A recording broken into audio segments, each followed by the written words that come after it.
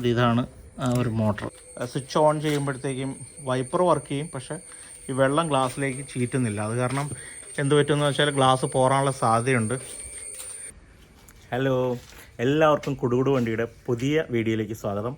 ഇന്ന് നമ്മൾ ഒരു വീഡിയോ ചെയ്യാൻ ഉദ്ദേശിക്കുന്നത് എല്ലാവർക്കും പ്രയോജനമാകണം എന്ന് വിചാരിച്ചിട്ടുള്ള ഒരു വീഡിയോ ആണ്. പലർക്കും കാറുകളുണ്ട്. ആ കാറുകളിൽ വൈപ്പർ വർക്ക് ചെയ്യുമ്പോഴത്തേക്കും ഇതിൻ്റെ ആദ്യം വൈപ്പർ വർക്ക് ചെയ്യുന്നതിന് മുമ്പ് വെള്ളം വാഷ് ചെയ്യും ചില്ലയിലേക്ക്. ആ ഒരു മോട്ടറുണ്ട്, ആ മോട്ടർ കംപ്ലൈൻ്റ് ആയിരുന്നു. ഇപ്പോൾ കുറച്ച് ദിവസമായിട്ട് നമ്മൾ പുറത്തോട്ടൊക്കെ പോയി കഴിയുമ്പോഴത്തേക്കും ഈ വൈപ്പറിൻ്റെ വർക്ക് ചെയ്യുന്നതിന് മുമ്പുള്ള ഈ ഒരു വാഷിങ് നടക്കാത്തത് കൊണ്ട് ചില്ലിലേക്കുള്ള വെള്ളത്തിൻ്റെ ഒരു തെറിക്കൽ പരിപാടി അവിടെ നടക്കാത്തത് കൊണ്ട് നമുക്ക് വൈപ്പർ ഓൺ ചെയ്യാനായിട്ട് ഭയങ്കര ബുദ്ധിമുട്ടാണ്. ആ ചില്ലൊക്കെ ഒന്ന് തുടച്ചു കൊടുത്തിട്ട് വേണം വൈപ്പർ ഓൺ ചെയ്യാനായിട്ട്, അല്ലെങ്കിൽ ഈ ചില്ലിൽ പാട് വീഴുന്നു. അപ്പം ഇന്നലെ നമ്മൾ വൈറ്റ്ലേ പോയിട്ട് വൈറ്റ്ലയിലൊരു സ്പെയർ പാർട്സ് കടയിൽ നിന്ന് കാറിൻ്റെ ഈ വെള്ളം ചീറ്റിക്കുന്ന ഈ ഒരു മോട്ടറുണ്ട്. ആ മോട്ടർ, അതിൻ്റെ പേര് നമുക്കറിയില്ല. അപ്പോൾ ആ മോട്ടർ വാങ്ങിച്ചു. അതിന് 495 രൂപയായി. ആക്ച്വലി ഇത് വൈക്കത്ത് വെറും 230 രൂപയ്ക്ക് കിട്ടുമായിരുന്നു. ഇത് ഒരേ ടൈപ്പിലുള്ള തന്നെയാണ് എല്ലായിടത്തും കിട്ടുക എന്നുള്ളതാണ് എനിക്ക് മനസ്സിലായത്. അതിനകത്ത് വലിയ ക്വാളിറ്റി കൂടുതൽ കുറവെന്ന് പറയുന്ന സംഗതികൾ വളരെ കുറവാണെന്നാണ് ഞാൻ മനസ്സിലാക്കിയത്. അപ്പോൾ എന്തായാലും 100-300 രൂപയുടെ വ്യത്യാസത്തിൽ കൂടുതൽ കൊടുത്ത് എനിക്കത് വാങ്ങിക്കേണ്ടി വന്നു. എന്തായാലും ആ സാധനമാണ് നമ്മളിപ്പോൾ ഇവിടെ ഫിറ്റ് ചെയ്യാൻ പോകുന്നത്. അപ്പോൾ ഇത് മെയിനായിട്ടുള്ളൊരു പ്രശ്നം, ഇത് വർക്കിംഗ് അല്ലെങ്കിൽ നമ്മൾ AC ഇട്ട് ഓൺ ചെയ്ത് വണ്ടി ഓടിച്ചുകൊണ്ടിരിക്കുമ്പോൾ ചില സമയത്ത് അതിൻ്റെ ഒരു എന്താ പറയുക, ക്ലൈമറ്റിൻ്റെ ഒരു വ്യത്യാസം, പുറത്തെയും അകത്തെയും വ്യത്യാസം മൂലം നമുക്കിത് ചില്ല മുഴുവനും പുക പിടിച്ച മാതിരിയാവും. അന്നേരം ഈ ഒരു വൈപ്പർ ഓൺ ചെയ്യുന്ന സമയത്ത് ഈ വെള്ളം വാഷ് ചെയ്യുകയും ചില്ല് ക്ലീൻ ആകുകയും ചെയ്യുമ്പോഴാണ് നമുക്ക് പുറം കറക്റ്റായിട്ട് കാണാൻ പറ്റുന്നത്. പ്രത്യേകിച്ച് മഴയൊക്കെ വരുമ്പോൾ നമുക്ക് ഈ വൈപ്പർ ഓൺ ചെയ്യേണ്ടി വരും. അപ്പോൾ ഈ പൊടിയൊക്കെ ഇരിക്കുമ്പോഴത്തേക്കും ഈ പൊടിയോടുകൂടി ഈ വൈപ്പർ വർക്കിംഗ് ആകുകയും അങ്ങനെ ചില്ലയിൽ സ്ക്രാച്ചസ് വീഴാനുള്ള സാധ്യത ഉണ്ടാകുന്നു. അപ്പോൾ എന്തായാലും ഇത് മാറ്റിയേ തീരൂ എന്നുള്ളത് കൊണ്ട് തന്നെ നമ്മളിത് കമ്പനിയിൽ ആദ്യം അന്വേഷിച്ചു. ഈ ഒരു മോട്ടറിന് എത്രയാണെന്നുള്ളത് ഒരു 3000 സംതിങ് രൂപയാവുമെന്നാണ് അവർ പറഞ്ഞത്. നമ്മളിപ്പോൾ ബോണറ്റ് തുറന്ന് വെച്ചിരിക്കുകയാണ്. ഇവിടെ നിന്നാണ് ആ വെള്ളം വരുന്നത്. ഇതിന് തൊട്ട് താഴത്താണ് മോട്ടർ ഇരിക്കുന്നത്. അപ്പം നമ്മൾ മോട്ടർ അഴിക്കണമെങ്കിൽ ആദ്യം ഇവിടെ കുറച്ച് പണികളുണ്ട്. ഹെഡ്ലൈറ്റ് അഴിക്കണം അല്ലേ?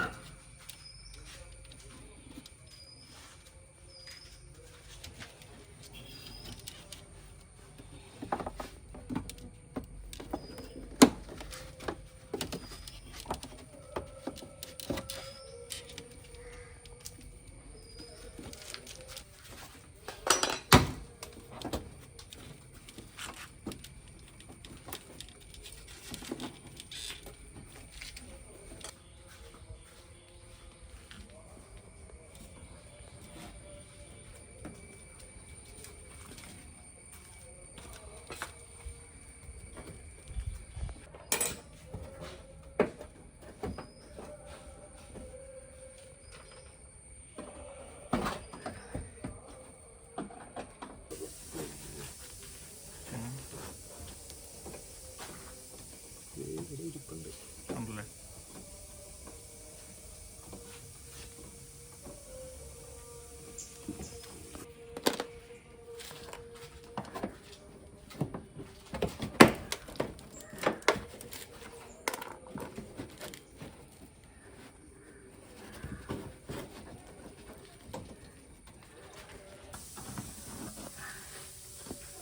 ആരാണ് ഇതിൻ്റെ കിടക്കൊക്കെ കൊണ്ടു വെച്ചിരിക്കുന്നത്?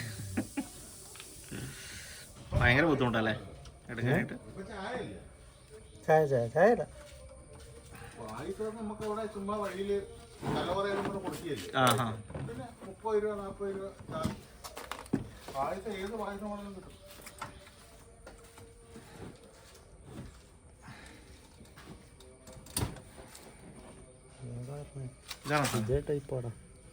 അല്ല, അത് ഇതിനെ ഏതും ചേരുമല്ലോ അല്ലേ? പോക്കറ്റ് വെച്ചാൽ അയ്യോ പണി പാളിയാ. അതേ സോക്കറ്റുള്ളതാണ്. ആണോ? മറ്റേന്ന് കാണിച്ചത് അതേ ഇരിക്കുന്നു.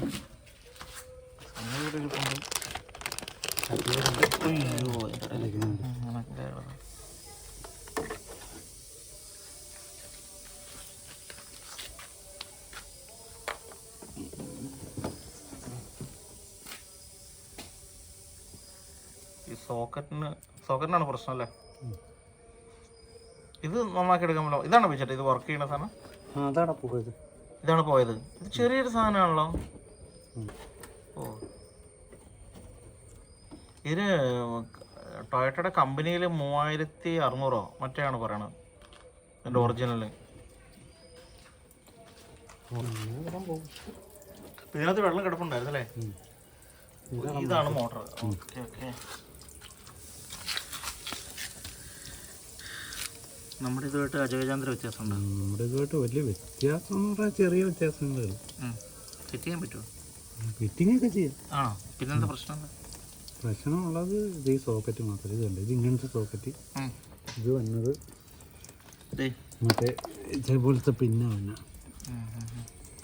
അപ്പം നമുക്ക് പിന്നെ മാറ്റിയെടുക്കണം. നടക്കും. നടന്നില്ല, നമുക്ക് ഇതങ്ങോട്ട് വരാം. ഇങ്ങനെയുള്ള സാധനങ്ങളൊക്കെ ഉണ്ട്.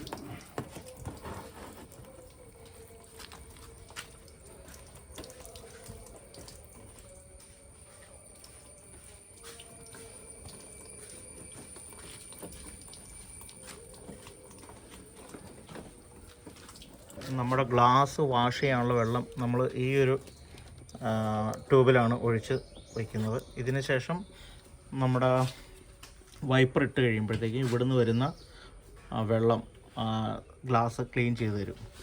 അപ്പം ഈ ഒരു ഭാഗത്തെ മോട്ടറാണ് കംപ്ലൈൻ്റ് ആയിരിക്കുന്നത്. ഇതാണ് ഒരു മോട്ടർ. ഇതാണ് പുതിയ സോക്കറ്റ് അല്ലേ? അപ്പം നമ്മളൊരു ഉഡായ്പ രീതിയിൽ ആ സോക്കറ്റ് ഫിറ്റ് ചെയ്യാണ്. ഓക്കെ.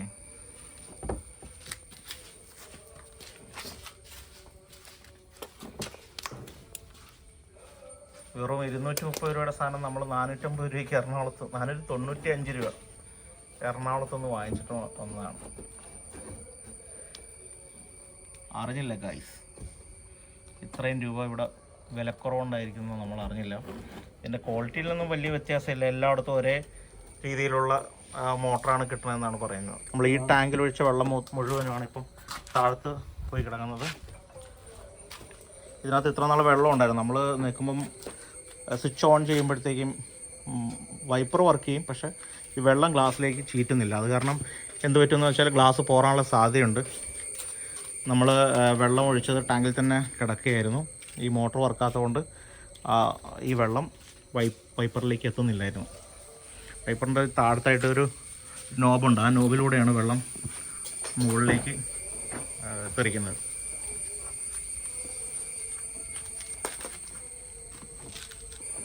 ഇതിൻ്റെ ക്യാപ്പായിരുന്നു. ക്യാപ്പ് ഇവിടെ പൊട്ടിപ്പോയി.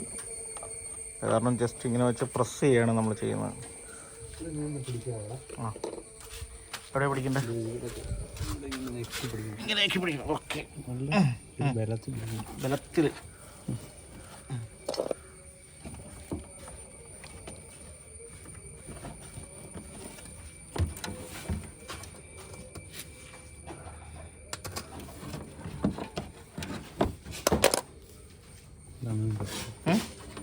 ഇതാണ് മറ്റേതിൻ്റെ സോക്കറ്റ്.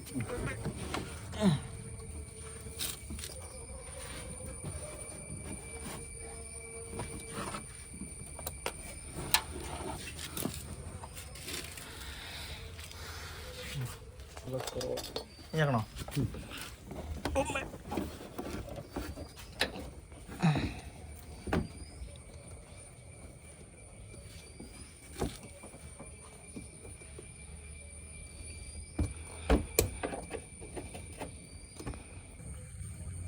ഈ 2 വയറും കൂടി ജോയിൻ ചെയ്ത് കൊടുത്തിരിക്കുകയാണ്.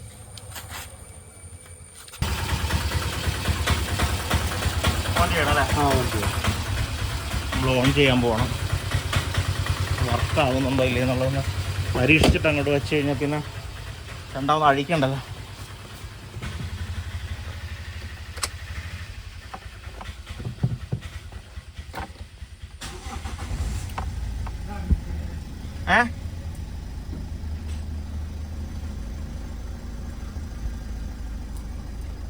കൊണ്ടേട്ടെ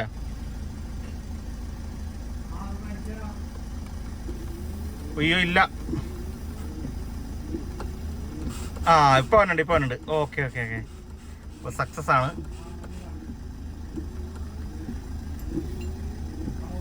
വിട്ടേട്ടെ. അപ്പോൾ കാര്യം സക്സസ് ആണ്. അപ്പോൾ നമ്മളിനി അത് വെച്ച് ഫിറ്റ് ചെയ്യാൻ പോകണം. താക്കോൽ ഓഫ് ചെയ്തു.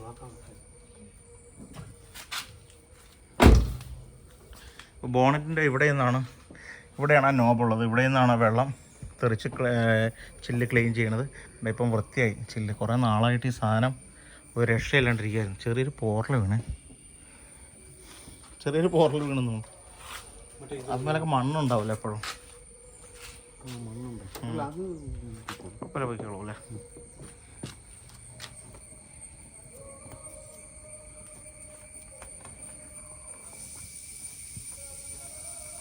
ഇതിങ്ങനെ നമ്മൾ നോക്കിയില്ല, നമ്മൾ അകത്തേക്ക് കയറ്റി വെച്ച് കഴിയുമ്പോഴേ പാടാവും.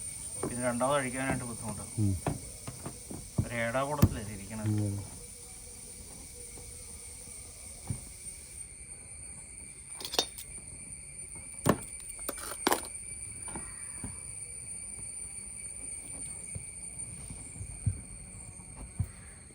ലീക്ക് വരും.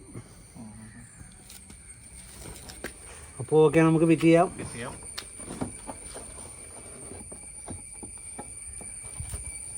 പിടിക്കണോ? അവിടെ ഫിറ്റ് ചെയ്യാനായിട്ട് എളുപ്പമാണോ? അവിടെ അങ്ങോട്ട് കുത്തി കയറ്റി ചുമ്മാ അങ്ങോട്ട് പ്രസ് ചെയ്ത് വെക്കണം. അതെ.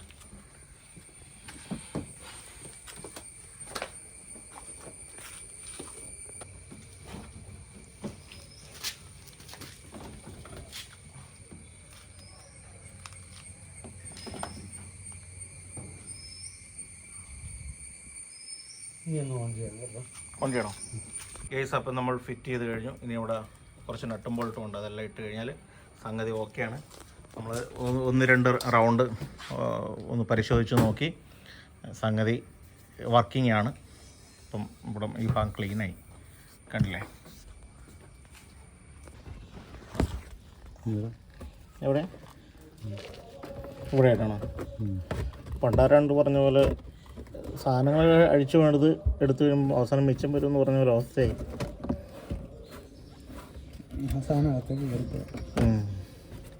അവസാനം മിച്ചം വന്ന ഒരു സ്ക്രൂ ഞങ്ങൾ ഇവിടെ കണ്ടെത്തിയിരിക്കുന്നു. ഇതെവിടെയാണ് ഫിറ്റ് ചെയ്യേണ്ടതെന്നുള്ളത്.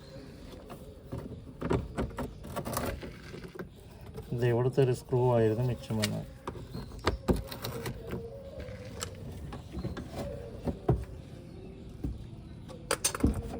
ഇതിൻ്റെ ഗ്രൗണ്ട് ക്ലിയറൻസ് എന്ന് പറഞ്ഞാൽ ഇത്രേ ഉള്ളൂ. എൻ്റെ അമ്മ, ഈ ഒരു വലിപ്പം മാത്രമാണ്. പരിപാടികൾ ക്ലോസ് ചെയ്ത് ലാസ്റ്റത്തെ നെട്ടും ഇട്ടുകൊണ്ടിരിക്കുകയാണ്.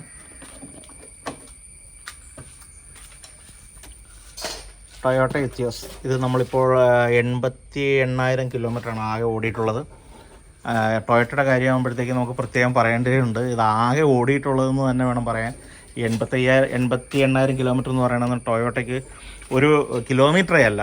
അപ്പം ഇതായിരുന്നു നമ്മുടെ വണ്ടിക്ക് നിലവിലുണ്ടായിരുന്ന ഒരു കംപ്ലൈൻറ്റ്.